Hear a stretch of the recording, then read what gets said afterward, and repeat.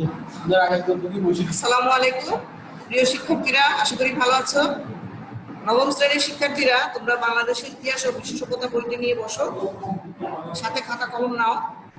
আমি আজকে তোমাদেরকে পড়াবো মুঘল শাসন, ষষ্ঠ অধ্যায়।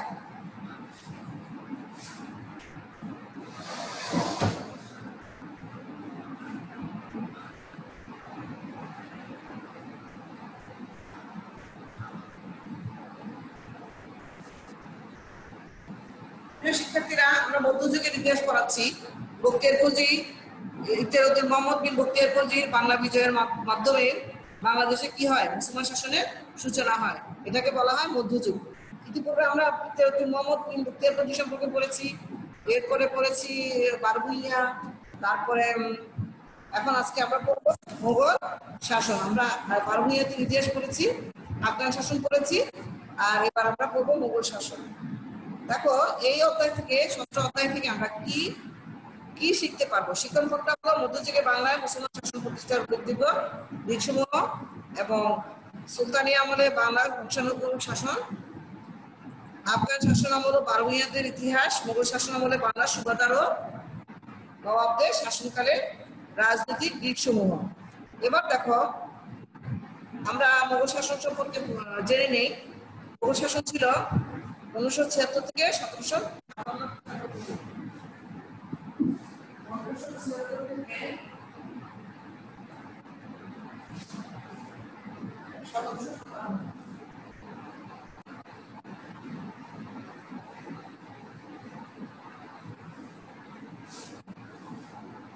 আচ্ছা, সুবাদারি ও নবাবী এই দুই পর্বে বাংলায় মোগল শাসন অতিবাহিত হয়। খেয়াল করো, সুবাদারি ও নবাবী এই দুই পর্বে বাংলায় মোগল শাসন অতিবাহিত হয়। বারভূঁইয়াদের দমনের পর সমগ্র বাংলায় সুবাদারি প্রতিষ্ঠিত হয়। মোগল প্রদেশগুলো সুবা নামে পরিচিত ছিল। যদি আসে সুবা কি, তখন তোমরা বলবে মোগল প্রদেশগুলো সুবা নামে পরিচিত ছিল। বাংলা ছিল মোগলদের অন্যতম সুবা। 17 শতকের প্রথম দিক থেকে 18 শতকের শুরু পর্যন্ত ছিল সুবাদারি শাসনের স্বর্ণযুগ। এই সুযুগে বাংলার সুবাদারগণ প্রায় স্বাধীনভাবে বাংলা শাসন করতে থাকেন। কোন সুযোগে? সম্রাট আওরঙ্গজেবের পর দিল্লির দুর্বল উত্তরাধিকারের সময়ে মোগল শাসন শক্তি হয়ে পড়ে। আওরঙ্গজেবের পরে আর কোনো উল্লেখযোগ্য মোগল শাসক ছিলেন না। দক্ষতা সম্পন্ন কোনো মোগল শাসক ছিলেন না। সেই জন্য বাংলা সুবাদারগণ প্রায় স্বাধীনভাবে বাংলা শাসন করতে থাকেন। মোগল আমলে এই যুগ নবাবী আমল নামে পরিচিত। সুবাদারি ও নবাবী আমল। সুবাদারি ও নবাবী আমল।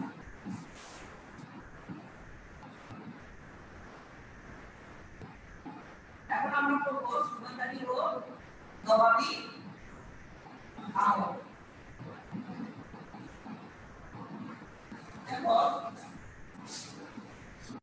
সুবাদারি ও নবাবী আমলে সুবাদার ইসলাম খান 1610 খ্রিস্টাব্দে বারভূঁইয়াদের দমন করে সমগ্র বাংলায় সুবাদারি শাসন প্রতিষ্ঠা করেন। 1613 খ্রিস্টাব্দে তার মৃত্যুর পর বেশ কয়েকজন সুবাদার বাংলার ক্ষমতা গ্রহণ করেন। তবে 1660 খ্রিস্টাব্দে সুবাদার মীর জুমলা ক্ষমতা গ্রহণ করার পূর্ব পর্যন্ত কোনো সুবাদারই তেমন গুরুত্বপূর্ণ ভূমিকা রাখতে পারেননি। তো তাদের মধ্যে ইসলাম খান চিশতি এবং দিল্লির সম্রাজ্ঞী নূরজাহানের ভাই ইব্রাহিম খান ফতেহ জং বাংলার সুবাদার হিসেবে দায়িত্ব পালন করেন। অতঃপর খুব অল্প সময়ের জন্য সুবাদার নিযুক্ত হন দালাল খান, মোহাম্মদ খান, মোকাররম খান এবং ইতাই খান। এরপর সম্রাট শাহজাহান ক্ষমতা গ্রহণ করার পর বাংলার সুবাদার হিসেবে কাশিম খান জুইনিকে নিয়োগ করেন 1628 খ্রিস্টাব্দে। হুসেন শাহী যুগ থেকে বাংলার পর্তুগিজরা বাণিজ্য করত। এ সময় পর্তুগিজ বণিকদের প্রতিপত্তি অনেক বেড়ে যায়। ক্রমে তা বাংলার জন্য হুমকি হয়ে দাঁড়ায়। কাশিম খান জুইনি শক্ত হাতে পর্তুগিজদের দমন করেন। পর্তুগিজরা কেন এসেছিল? বাণিজ্য করতে এদেশে এসেছিল। তাদের যখন প্রতিপত্তি অনেক বেড়ে যায়, তখন বাংলার জন্য হুমকি হয়ে দাঁড়ায়। তখন কাশিম খান জুইনি শক্ত হাতে পর্তুগিজদের দমন করেন। কাশিম খানের পর সুবাদার ইসলাম খান মাসহাদি 1635 খ্রিস্টাব্দ থেকে 1639 খ্রিস্টাব্দ 4 বছর শাসন করেন।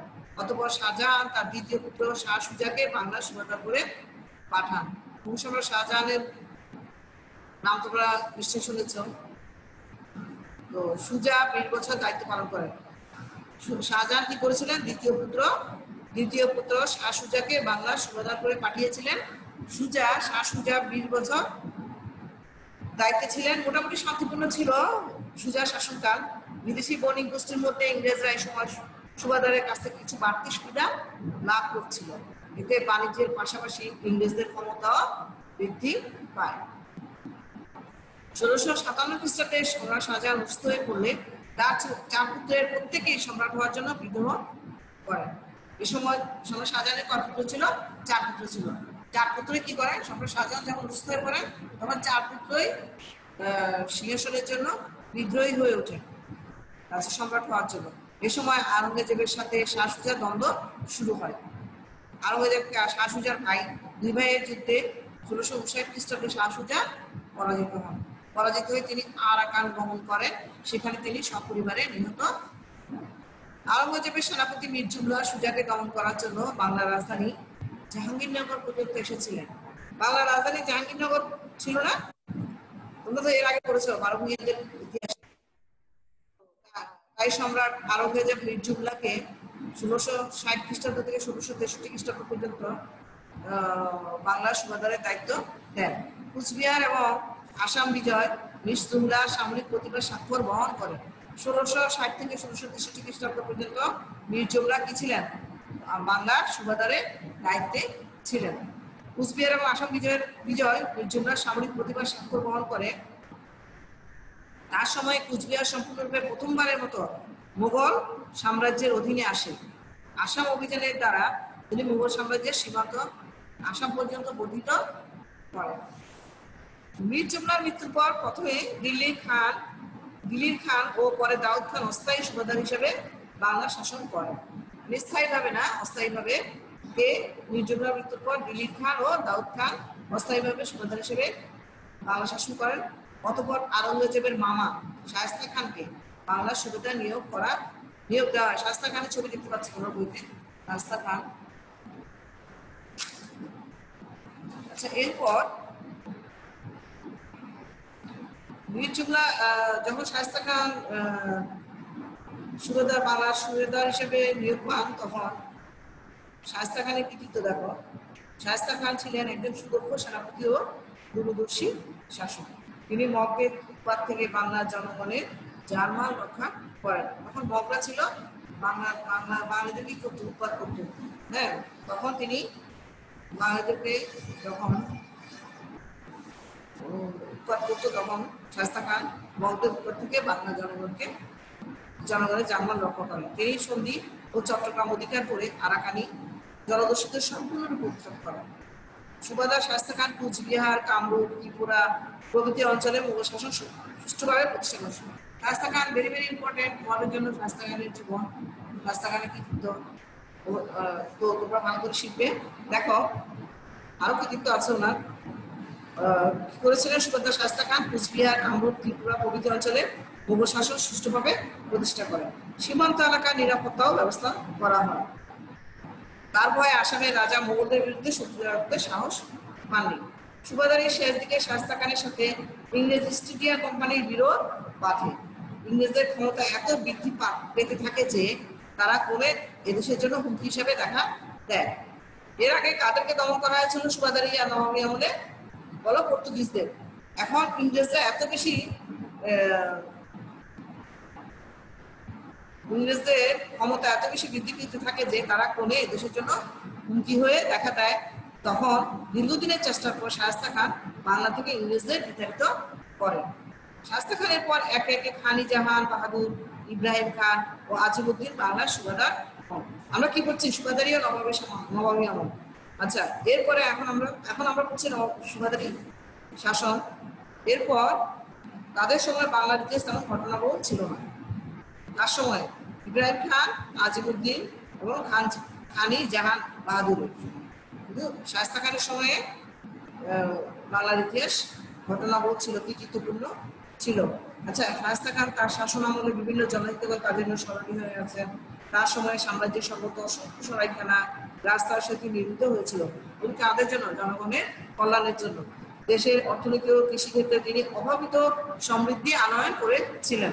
তো জনকল্যাণের কর শাসন কার্যের জন্য শুধু বাংলার নয়, সমগ্র ভারতবর্ষেও তিনি খ্যাতি অর্জন করেছিলেন।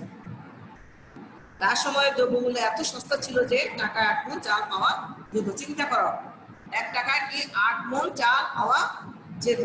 শায়েস্তা খানের আমলে বাংলার অর্থনৈতিক সমৃদ্ধির মূলে ছিল শিল্প, ব্যবসা বাণিজ্যের প্রসার। বাংলার অর্থনৈতিক সমৃদ্ধি কিভাবে ঘটেছিল? শিল্প বাণিজ্যের প্রসারের ফলে। এ আমলে কৃষি কাজের সঙ্গে শিল্প, ব্যবসায় বাণিজ্যেরও যথেষ্ট উন্নতি হয়। কৃষিকাজের সঙ্গে সঙ্গে এই আমলে, কার আমলে? শায়েস্তা খানের আমলে শিল্প, ব্যবসা বাণিজ্যে যথেষ্ট উন্নতি হয়। শায়েস্তা খান ব্যবসা বাণিজ্যে ক্ষেত্রে বিদেশি বণিকদের উৎসাহিত করতেন। তো শায়েস্তা খানের শাসনকাল বাংলা স্থাপত্য শিল্পের জন্য বিশেষ উল্লেখযোগ্য। স্থাপত্য শিল্পে শায়েস্তা খানের কৃতিত্ব সম্পর্কে একটা প্রশ্ন আসে, তোমরা পরে ভালো করে পড়ে নিও। তারপরে টাকা 8 মণ চা পাওয়া যায়, এই ধরনের একটা প্রশ্ন আসে শায়েস্তা খানকে নিয়ে।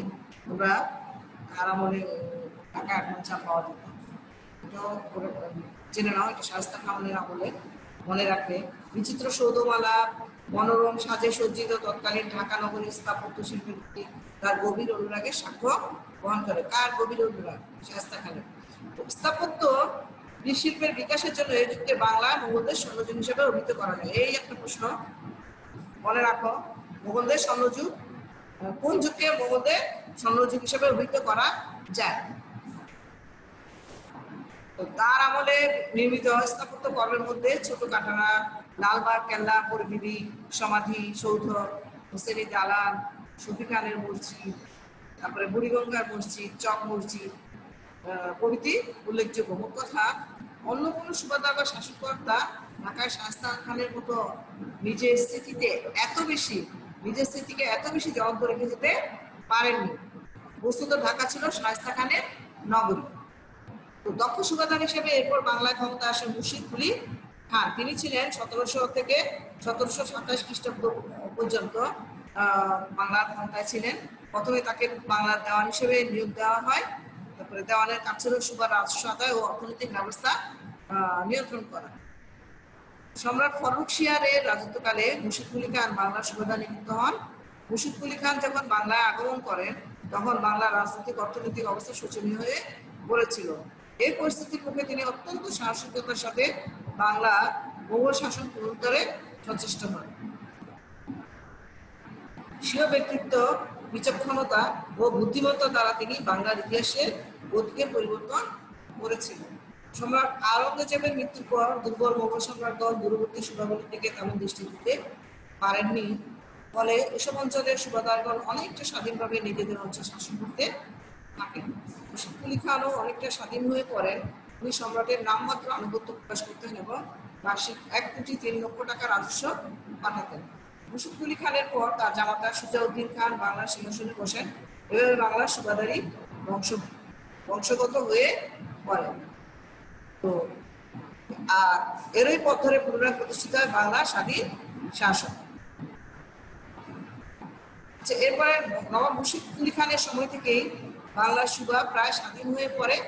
এই সময় সুবাকে বলা হতো নিজামত, আর সুবাদারের বদলে পদবি হয় নাজিব। নাজিব শব্দটি হয়ে পড়ে বংশগত।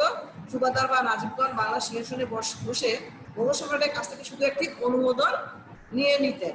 তাই 18 শতকে বাংলার মোগল শাসনের ইতিহাস নিজামত বা নবাবী আমল রূপে পরিচিত। আর প্রায় স্বাধীন শাসকগণ পরিচিত নবাব হিসেবে। এরপরে দেখো রাজস্ব সংস্কার, মুর্শিদ কুলি খানের সর্বাধিক স্মরণীয় কীর্তি। এটা হলো মুর্শিদ কুলি খানের কৃতিত্ব। তিনি রাজস্ব সংস্কার করেছিলেন। তিনি ভূমি জরিপ করে রায়তদের সামর্থ্য অনুযায়ী রাজস্ব নির্ধারণ করেছিলেন। রাজস্ব আদায়কে নিশ্চিত ও নিয়মিত করার জন্য তিনি উপযুক্ত ব্যবস্থা গ্রহণ করেছিলেন। তিনি কর্মচারীদের সাহায্যে ভূমির প্রকৃত উৎপাদিকা শক্তি ও বাণিজ্য করের সঠিক তথ্য সংগ্রহ করেন। এই পদ্ধতিতে মধ্যস্থ ব্যক্তিদের দ্বারা প্রজাদের হয়রানির কোনো সুযোগ ছিল না। তো মুর্শিদ কুলি খান দেশের অর্থনৈতিক সমৃদ্ধির জন্য ব্যবসা বাণিজ্যের প্রসারের গুরুত্ব বিশেষভাবে উপলব্ধি করেছিলেন। জাতি ধর্ম নির্বিশেষে ইংরেজ, ফরাসি ও পারসিক ব্যবসায়ীদের তিনি উৎসাহ প্রদান করতেন। ব্যবসায়ীরা যাতে নির্দিষ্ট হারে প্রচলিত কর প্রদান করে এবং তাদের প্রতি যাতে কোনো অবিচার না হয় সেদিকে দৃষ্টি রাখার জন্য সংশ্লিষ্ট কর্মচারীদের তিনি নির্দেশ দিয়েছিলেন। তার পৃষ্ঠপোষকতার কারণেই বাংলার ব্যবসা বাণিজ্য সম্প্রসারিত হয়েছিল। কলকাতা, চুঁচুড়া ও চন্দননগর বিভিন্ন বিদেশি বণিকদের বাংলার ব্যবসার কেন্দ্র হিসেবে গড়ে ওঠে বাংলায়।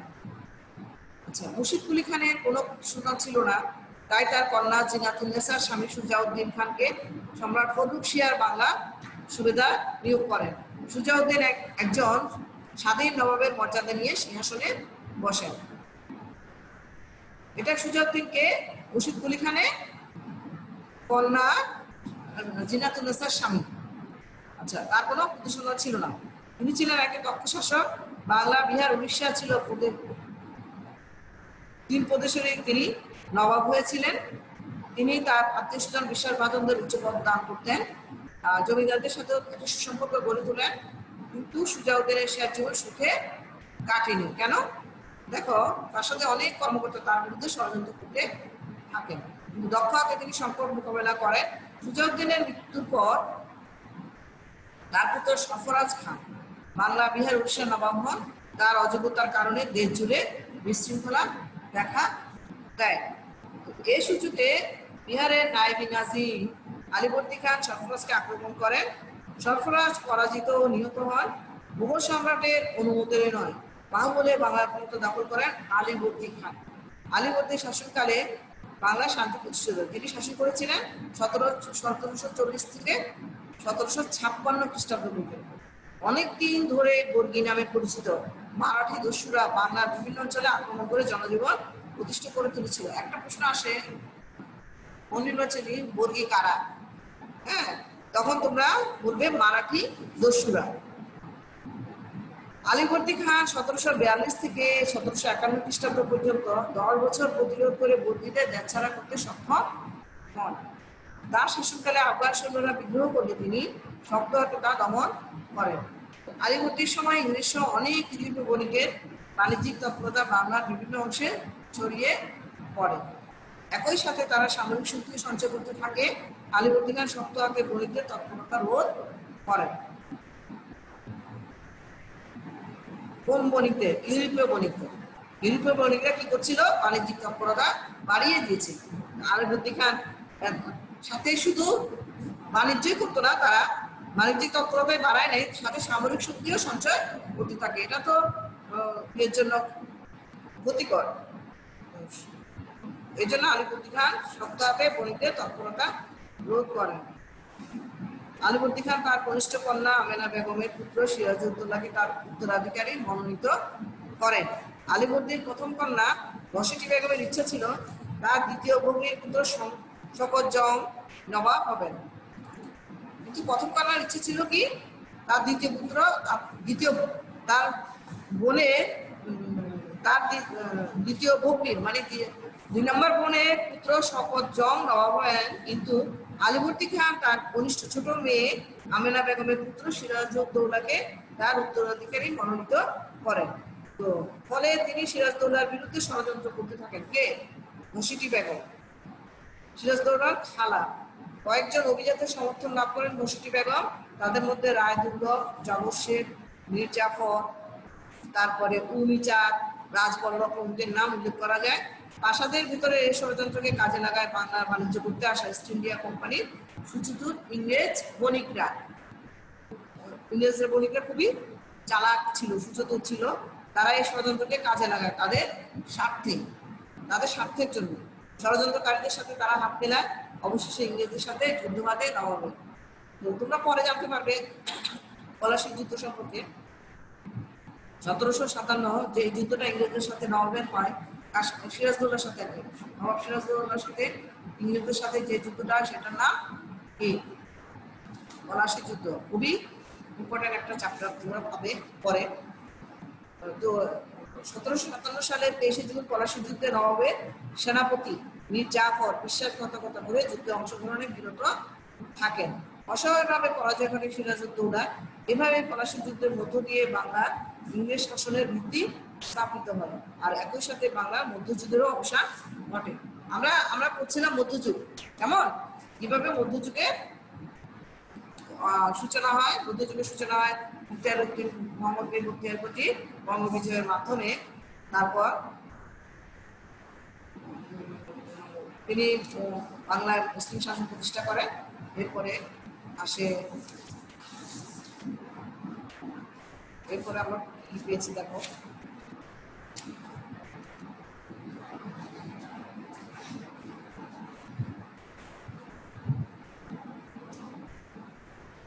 এরপরে আমরা মধ্যযুগে মুসলমান শাসন প্রতিষ্ঠা পর্বের দিকসমূহ তো জেনেছি। এরপরে যা পেয়েছি মধ্যযুগের সুলতানি আমলে বাংলার বংশানুক্রমিক শাসন এবং তাদের রাজনৈতিক কৃতিত্ব সমূহ, বাংলা আফগান শাসনামল, শাসকগণের কৃতিত্ব, আর বাংলা বারোভূঁইয়াদের ইতিহাস ও পরিচয়, মুঘল শাসনামলে বাংলার সুবেদার ও নবাবদের শাসনকালের রাজনৈতিক দিকসমূহ, ধারাবাহিকভাবে মধ্যযুগে বাংলা মুসলমান শাসকদের রাজনৈতিক ইতিহাস তোমরা এই পর্যায়ে জানতে পেরেছো।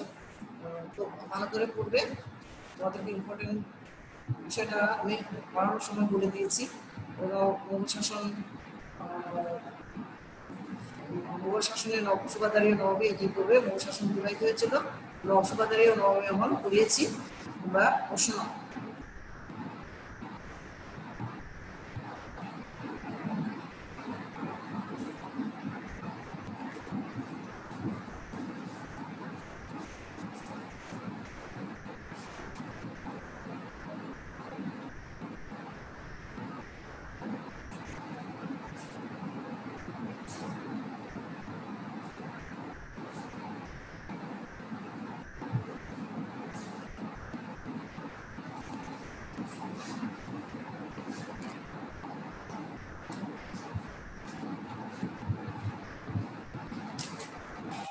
শাশুজা শেষ পরিণতি কি হয়েছিল?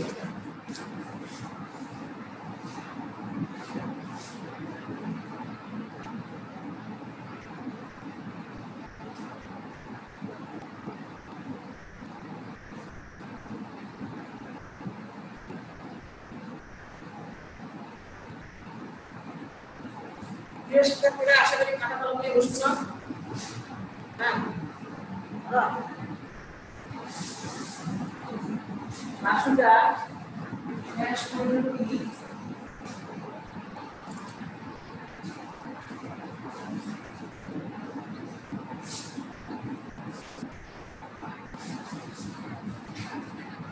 হয়েছিল?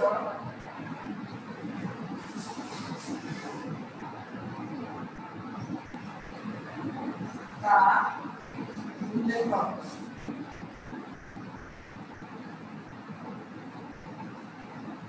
আমরা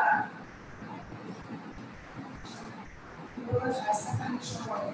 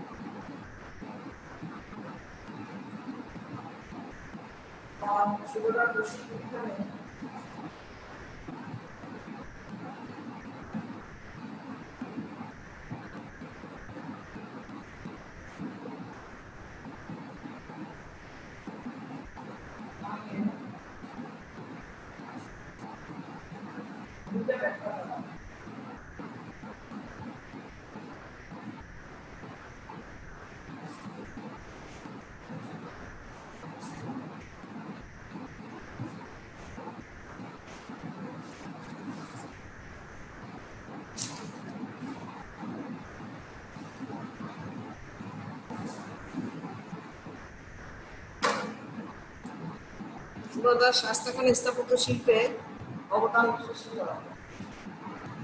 বিষয়গুলোর উপর অবদানও আছে, এটা অবদান দিলেও হবে। এরপর তোমরা বাংলা সুবাদার ও নবাবেদের শাসনামলের রাজনৈতিক দৃশ্যসমূহ বিশ্লেষণ করো।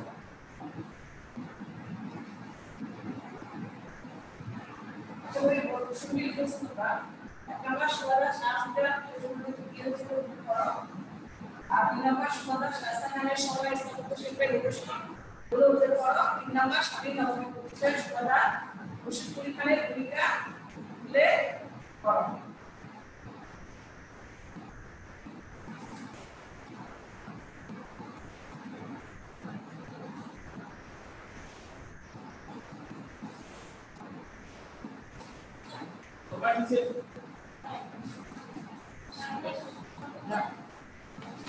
চার নম্বর দেখো, মুঘল শাসন আমলে বাংলার সুবাদার ও নবাবদের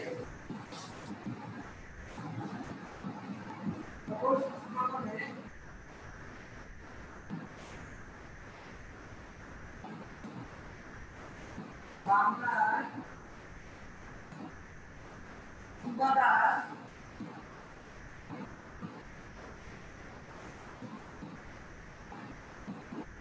ও নবাবদের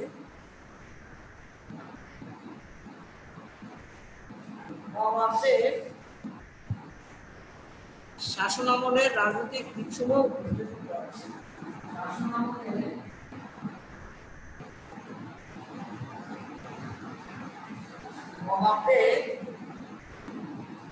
শাসনামলের রাজনৈতিক দিকগুলো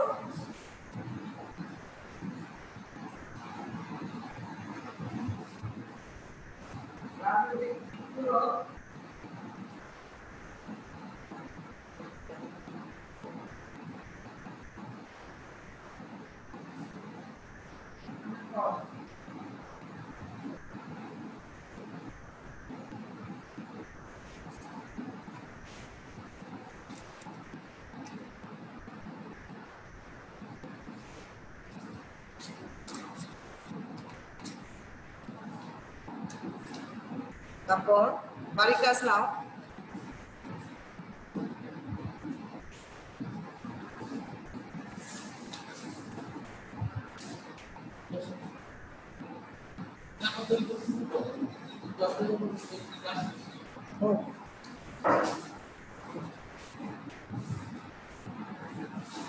প্রিয় শিক্ষার্থীরা,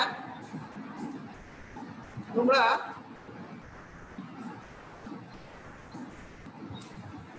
বইতে অনির্বাচনী প্রশ্ন আছে, সৃজনশীল প্রশ্ন 2টা আছে। সৃজনশীল প্রশ্নটা একটা হলো রাজা গণেশ দিনাজপুরের কোন অঞ্চলের রাজা ছিলেন, প্রশ্নগুলি দেখো। তারপরে 1 নম্বরে ইলিয়াস শাহকে ইতিহাসে প্রথম বাঙালি জাতীয়তাবাদের প্রবক্তা বলা হয় কেন। দেখো উদ্দীপকে বিজয়ী সেনাপতির যুদ্ধ কৌশলের প্রতিফলন পাঠ্য বইয়ের কোন ব্যক্তির কর্মে প্রতিফলিত হয়েছে ব্যাখ্যা করো। উদ্দীপকটা পড়ে বুঝতে পারছো, এটা ইখতিয়ারউদ্দিন মোহাম্মদ বিন বখতিয়ার খলজি।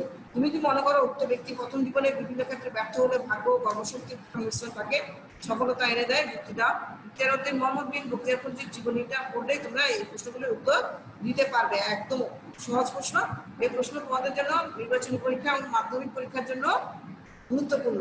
আচ্ছা, 2 নম্বর দেখো, বাংলায় মুসলমান শাসকদের মধ্যে কে নৌবাহিনী গোড়াপত্তন করেন? বাংলাকে ভূগর্ভ বলা হয়েছিল কেন? বাংলায় কোন শাসকের কথা দুর্জয়ের মনে পড়ে যায়, ব্যাখ্যা করো। উক্ত শাসকের শাসনকালকে স্থাপত্য শিল্পে স্বর্ণযুগ বলাকে যৌক্তিক মনে করো কি? এটাও তোমরা যখন এটাও মাধ্যমিক পরীক্ষার জন্য ভেরি ভেরি ইম্পর্টেন্ট। এই প্রশ্নটা মাধ্যমিক পরীক্ষায় দেখেছি, নির্বাচনী পরীক্ষার জন্য ইম্পর্টেন্ট। তোমাদের সামনে নির্বাচনী পরীক্ষা উত্তীর্ণ হলে তোমরা মাধ্যমিক পরীক্ষা দিবে, সেটাও বেশি দিন নাই। সুতরাং ভালো করে লেখাপড়া করো। 2টা প্রশ্ন, 1 নম্বর 2 নম্বর 2টা প্রশ্ন কিন্তু খুবই গুরুত্বপূর্ণ। শায়েস্তা খান একটা, আরেকটা হলো ইখতিয়ারউদ্দিন মোহাম্মদ বিন বখতিয়ার খলজি। 1 নম্বর ইখতিয়ারউদ্দিন মোহাম্মদ বিন বখতিয়ার খলজি সম্পর্কে, ইলিয়াস শাহ সম্পর্কে আর রাজা গণেশ সম্পর্কে। 2 নম্বর প্রশ্ন হলো বাংলা মুসলমান শাসকদের মধ্যে কে নৌবাহিনী গোড়াপত্তন করেন? এটা গিয়াসউদ্দিন ইলিয়াস খলজি। বাংলাকে ভূগর্ভ বলা হয়েছিল কেন? এটা হলো বাংলা ছিল তখন খুবই বিশৃঙ্খলাপূর্ণ। এটা হলো জিয়াউদ্দিন বারানি বাংলাকে ভূগর্ভপুর বলেছিলেন। আর 3 নম্বর হলো বাংলার কোন শাসকের কথা দুর্জয়ের মনে পড়ে যায়? উদ্দীপকটা পড়ে বুঝতে পারবে। শায়েস্তা খানের কথা বলা হয়েছে, গুপ্ত শাসকের শাসনকালকে স্থাপত্য শিল্পের স্বর্ণযুগ বলাকে যৌক্তিক মনে করো কি? এটাও শায়েস্তা খান সম্পর্কে বলা হয়েছে। আশা করি তোমরা প্রশ্নগুলোটা ভালো করে শিখবে। তোমরা যদি বই ভালো করে পড়ো, তোমরা নিজেরাই উত্তর করতে পারবে, মুখস্থ করার কোনো দরকার নেই।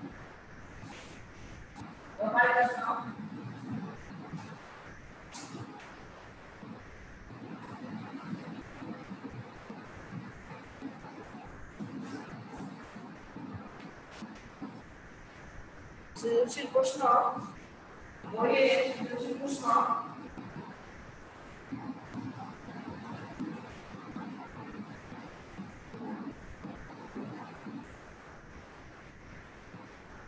পৃষ্ঠা দেখো, 81 পৃষ্ঠা। 81 পৃষ্ঠা